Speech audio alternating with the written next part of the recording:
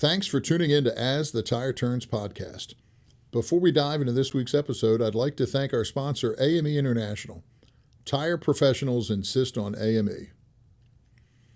I'd also like to recognize the AACF. For over 65 years, the Automotive Aftermarket Charitable Foundation has stood by those in the automotive aftermarket industry and their families during life's toughest challenges.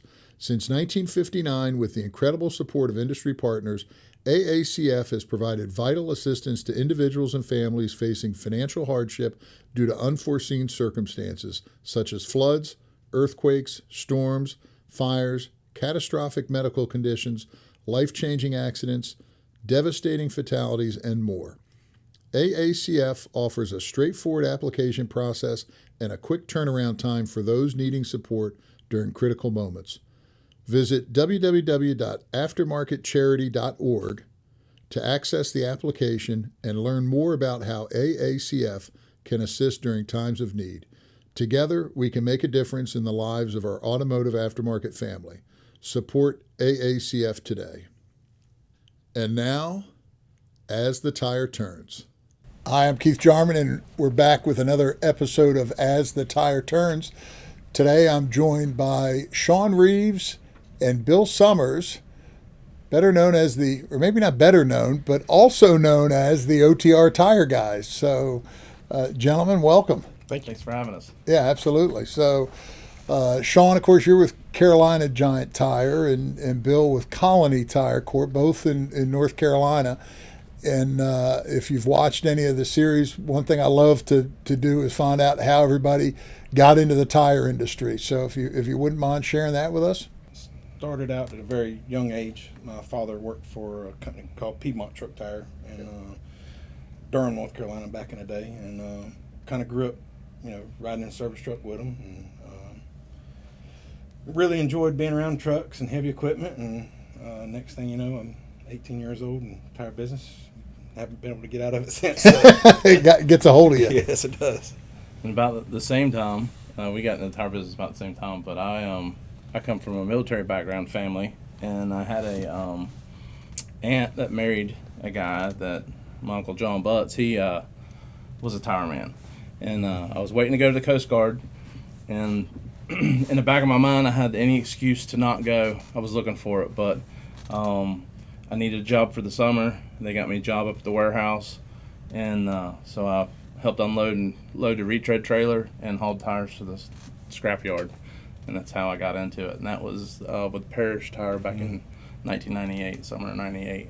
Okay. When I started. And what year? How about for you? I mean, I know you started early, So I but started 2 years before Bill did. Okay. At Piedmont Truck Tire. Then that's how me and Bill actually met. We started working together at Parrish Tire.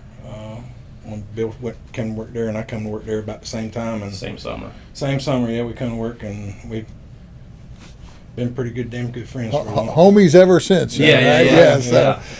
And I'm 93. So you have advanced to Giant Tires, right? When was that all along? Were you always in earth mover? Did you start off truck tires? So we all pretty much start off truck tires, and then we had a boss that me and Bill worked for, Jeff Scott. He gave us the opportunity to get into O.T.R. Back in the day, there wasn't really a lot of rules of, what needed to be done. It was like, here's the truck, you guys go do it. And so we laugh about it now, but the thought of putting an 18-year-old and a 19-year-old or a 19-year-old and a 20-year-old in a boom truck and letting them go change even a 20.5 or a 1324, there's no way I would do it now. Today, I would not dare put anybody. The stuff we did. Yeah. I mean, Right. Yeah. And so, the safety aspect of it, I'm glad me and Bill are here to talk to you today, because looking back, that could have been really bad for us, as far as the safety aspect of it. Sure. A lot of us don't really think about safety much no more, but back then we didn't. We do now. But back in the day, we were just having fun. We was two kids just Getting it done. playing with heavy equipment. We were having a blast, and we enjoyed it. I think there was days we thought we'd won the lottery because we actually got paid to do this. We looked forward to getting up and going and seeing each other in the morning, going out and working, and we had a blast. It was always fun. It was never a dull day. it's always exciting to get up and do this business. Well, you're taking care of people's problems too, that's right? You know, so, and it's I always say, like, you know, the service tech, especially O.T.R. out in the field is like I'm probably dating myself, but like MacGyver, right? Because you just, you know, you have to find a way to get the job done, and you may not always be equipped with the, you know, the right tools and so on. So yeah, and you have to be able to think on the, you know, you have to be able to swivel real quick and think what's going to happen if everything doesn't go right. You got to be able to process elimination, and that's something you can't teach everybody. Sure, you know, you either have it or you don't, and it's been fun, because I know when I went from not jumping ahead, but when I went from running a truck into sales, everybody's excited to see the service tech because you're there to solve their problems. Exactly. When you show up in a polo and say, "Hey, I'm here to sell you something," they know you're either going to tell them two things: they need to buy something, yeah, or you're going to tell them they need to fix something. You know? Yeah. When you're a service tech, they already know they got a problem, and you're the superhero. So yeah, it's funny. I've learned to really be in tune and kind of hate the word "just," right? Because I can't tell you how many times guys will say, "Well, I'm just a tech," or "I'm just this," or something, and I tell them, I say, "Well, I've gone to some mine sites around the world, and, you know, of course." Right, you know, almost never can I get on, but so the guy will come meet you at the gatehouse or whatever, and then you hop in his service truck, and he's got full run, right? Yeah. Because no matter where that vehicle is on the mine site, there's sometimes where you go, and then, you know, they'll cross where the you start driving on the opposite side, right? You know, and there's some maintenance bays and stuff where certain vehicles can go, but the service technician, he has the full run, and to your point, everybody's happy to see them because I mean, they're getting them out of a jam. So it's probably an underappreciated, you know, role, or it is very underappreciated. Yeah, but there's very necessary. There's two types of tire people. There's the tire man that is, "I'm just a tire man." Yeah. And then there's the ego, "I'm the tire man" guy. Yeah. And unfortunately, there's nobody in between. Yeah. And we used to joke like it was the mini boom guys were the worst because they were like, we're the tire guy. I can change 990 tires with this mini boom. We're like, no, you can't. Yeah. You know, that's just seems like that's the industry. It's for every 5 or 6, 7, 8 guys that are trying to help and make sure everybody is safe and doing things right and full of information. You've always got the one guy that's the tire guy, you know. And nobody's, you know, I did the 4 tires in 30 minutes, and I'm like, that's great. We charge by the hour. I want my guys to take all day. Yeah, right. You know, so, right. Yeah, it's a different philosophy. So hopefully this podcast, which I've done, right, is, you know, my years as president of the Tire Industry Association, kind of documented. It's just it's evolved into, right, you know, meeting some of the what I call the movers and shakers in our industry and so on. And so I can't call you social media influencers, right, because you're both kind of behind the scenes, you know, and some people may not have any idea really, unless maybe Sean on your tag, right, it says admin, but you know, but I've gotten to know you. I actually met you for the first time today, but we've spoken and have gotten to know Bill. But June of 2015, you started this page on Facebook, right? And I've got daughters, so I'm on every form of social media there is, right? So I can attempt Monitor to stay that, well relevant or hip, maybe, I guess, you know. I'm not sure if it works, but so you know, I really don't know what's involved in starting a Facebook page. So when we started it, I mean, I done it under the impression, you know, back then, you know, a lot of people, we didn't get to connect with all the people that we had worked with over the years. You know, me and Bill had a lot of people we worked with, and we were great friends in this business. And you know, obviously they were most all in the Carolinas. So you know, I started that page, and then Bill was the second person that was on there, and then it was definitely Sean's idea. Sean's like, I'm gonna start this page, and we can all talk. And you know, that way we don't have to worry about our company phone. It's funny. Yeah. We're all tire people. We're a family, whether you want to. It may be the most dysfunctional family you've ever seen, but at the end of the day, we all love each other. You don't want nothing bad to happen to anybody. No. But he's like, I'm gonna do this page, and we're gonna be able to talk and share. And I'm like, no way, man, I'm gonna get fired. Like, I'm not doing that thing. You're crazy. Like, I was totally against it. And he got to tell me, he like sold me on it. I was like, this could be cool, you know. And so, but we started it, and little people here added people here and there, and then they started it. And a lot of the local guys that we initially started to add were very cautious. The initial thought I had was, man, our regional managers are going to see that we're talking about tires to the competitor, and they're going to fire us or something like that, you know. So and that was a really big thing, you know. Me and Bill worked together. A lot of the bosses that we had worked with, as social media was starting to bloom, were telling us, you know, don't take pictures of equipment, you know, that you're working on, and don't post these things, you know.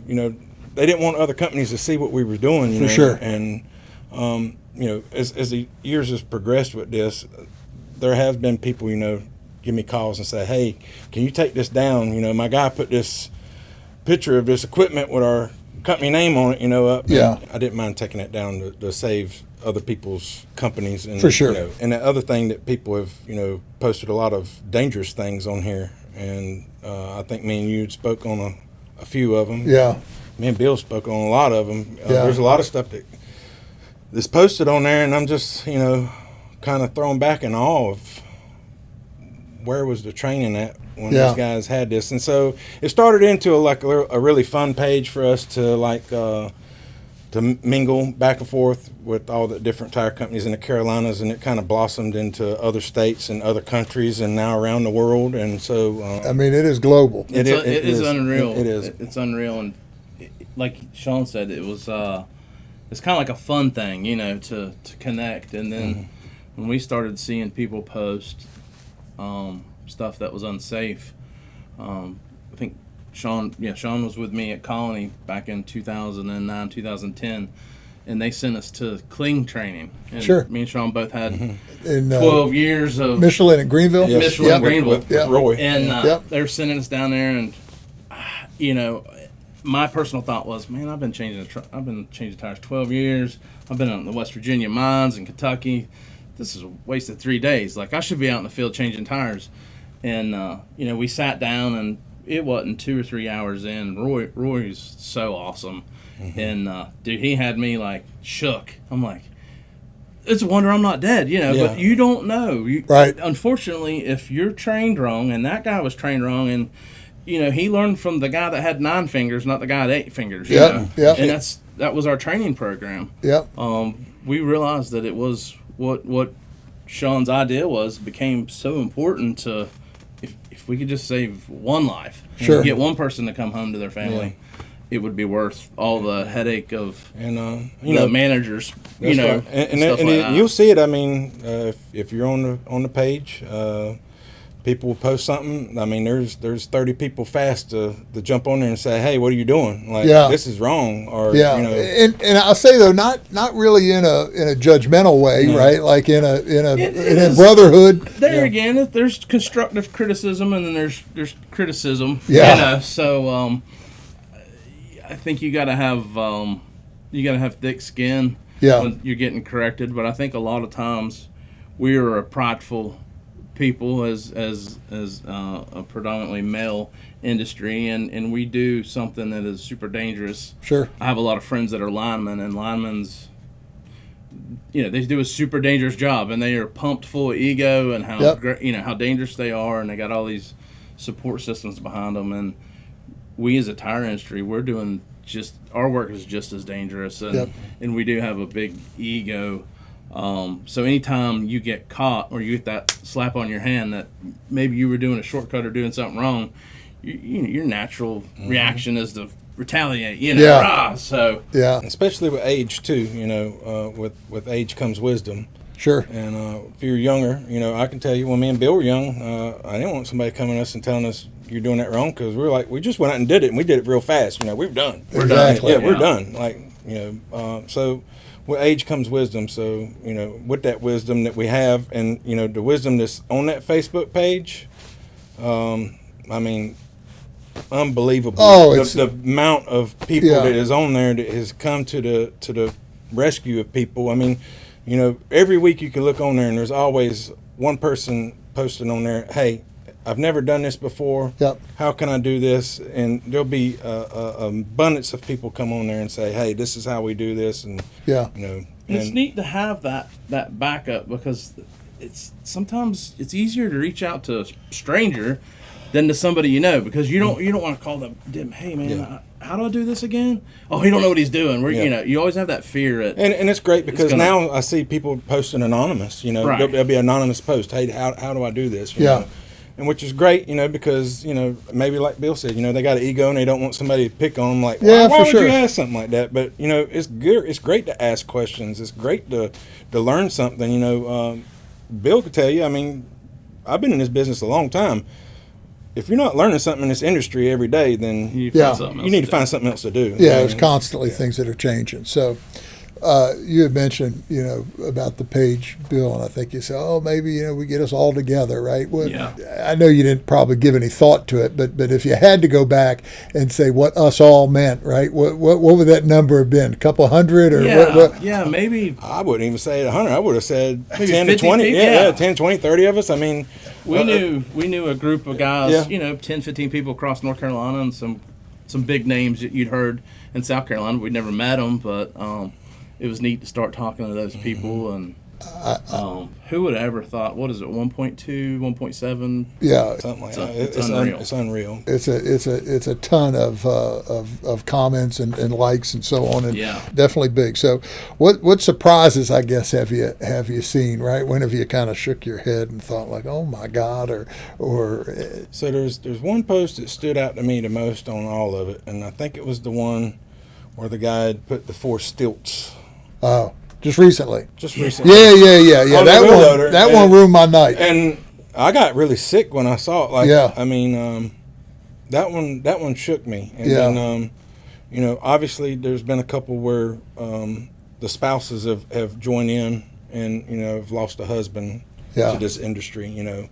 And so that aspect of it, you know, it's a pretty emotional side to see that because you know, you want everybody to come home every night. Absolutely. And so to see some of the posts that's been on there, you know, over the years, those can throw you back too. Sure. You know, but also, you know, you get to see some really funny things on there. You know, people post some pretty hilarious stuff these days.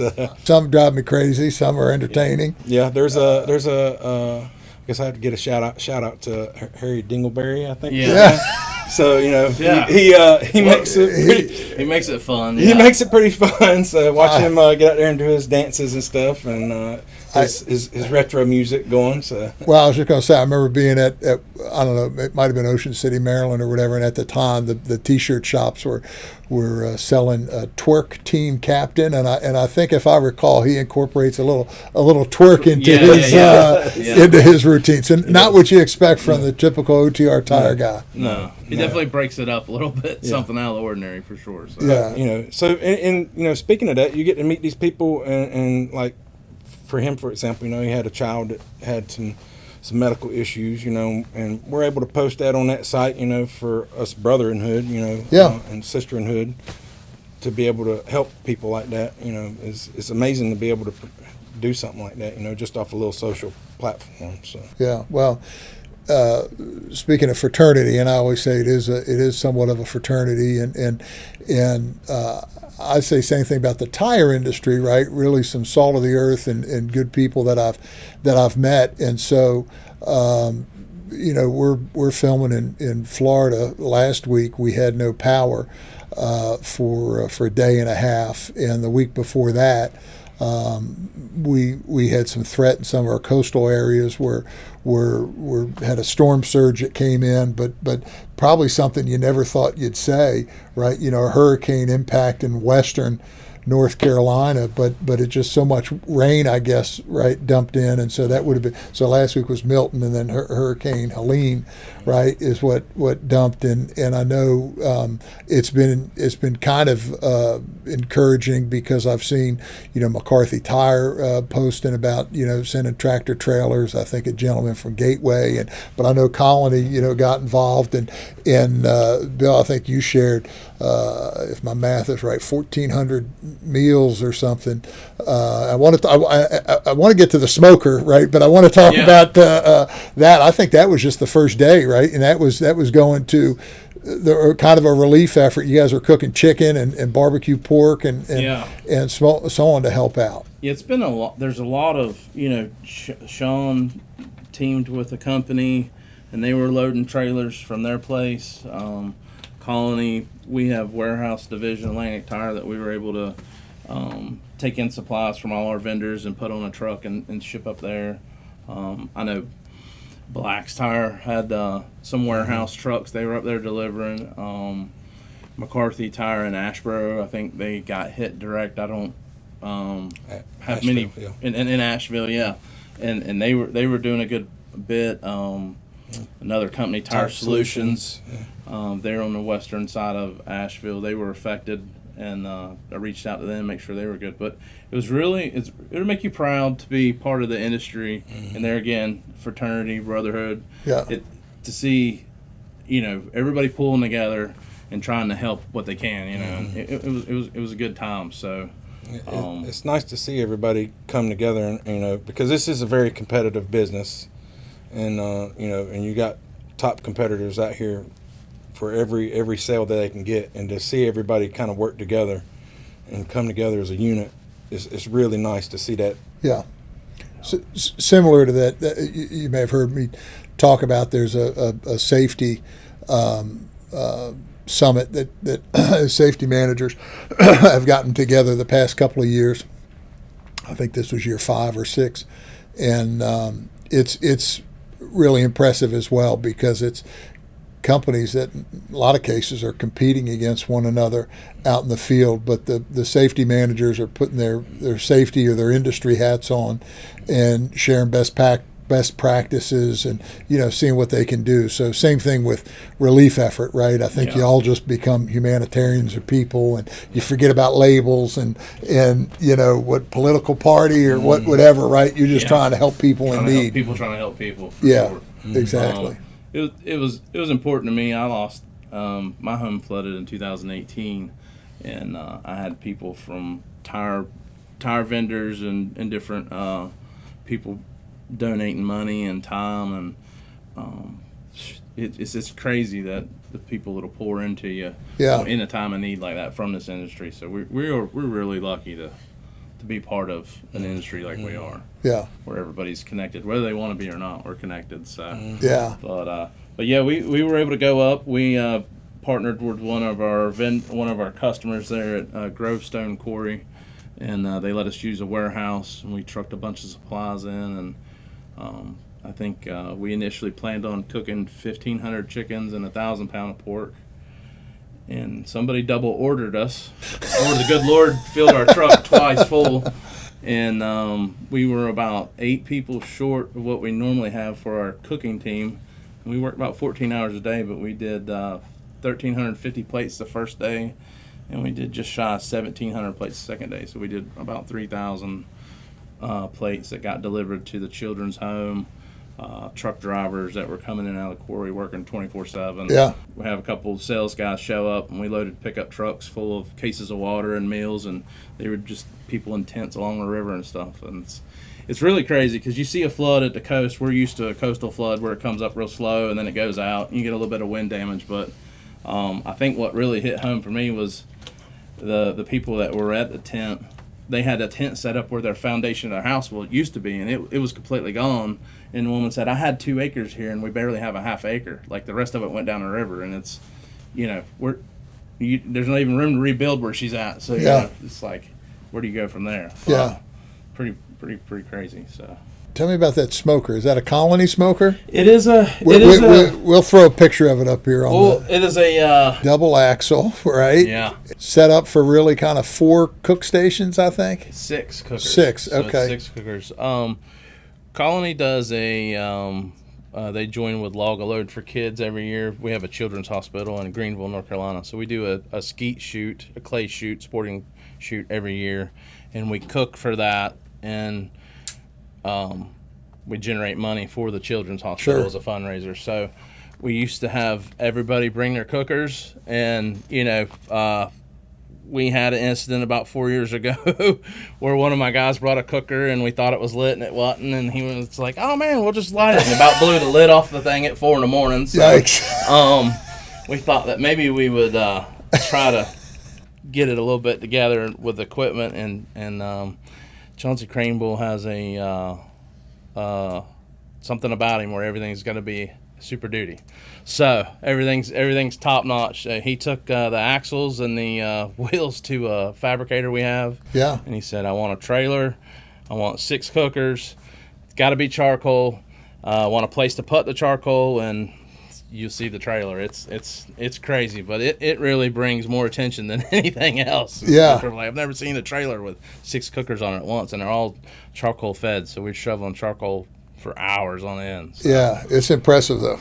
Thanks for listening to As the Tire Turns podcast. Join us next week when we continue the conversation with the O.T.R. Tire Guys.